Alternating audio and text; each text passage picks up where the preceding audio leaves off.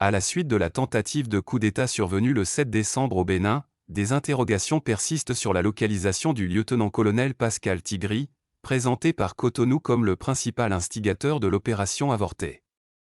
Selon des informations publiées le 10 décembre par Jeune Afrique, l'officier, introuvable depuis 3 jours, aurait trouvé refuge au Togo, dans la capitale, plus précisément à Lomé. Ces allégations, immédiatement relayées par plusieurs médias internationaux, ont suscité des réactions au Togo. Dans un message diffusé sur X, ex-Twitter, l'Association des victimes de la torture au Togo, ASVITO, a condamné, avec rigueur, la tentative de putsch ayant visé le pouvoir béninois, tout en appelant le président du Conseil, Faure Gnassingbé, et le gouvernement à clarifier la présence supposée de l'officier sur le territoire national.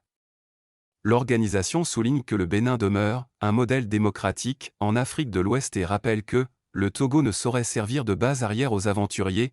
Au Bénin, une source gouvernementale citée par Jeune Afrique annonce que Cotonou s'apprête à émettre une notice rouge d'Interpol, assortie d'une demande officielle d'extradition.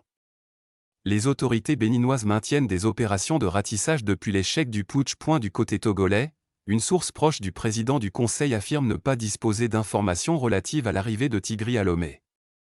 Les relations entre les deux capitales sont qualifiées de « cordiales », sans être « particulièrement chaleureuses », selon la même source. Le 7 décembre au matin, le lieutenant-colonel Tigri était apparu en uniforme sur la télévision publique béninoise, proclamant la destitution du président Patrice Talon, la suspension de la Constitution et la fermeture des frontières. Le mouvement a été rapidement contenu par la garde républicaine. À la demande des autorités béninoises, le Nigeria a ensuite mené des frappes de drones sur le camp de Togbin, neutralisant une partie des mutins. Et si la présence de l'officier se confirmait au Togo, un bras de fer diplomatique pourrait s'ouvrir entre Lomé et Cotonou, dans un contexte régional marqué par une instabilité sécuritaire croissante. Voire plus des mots.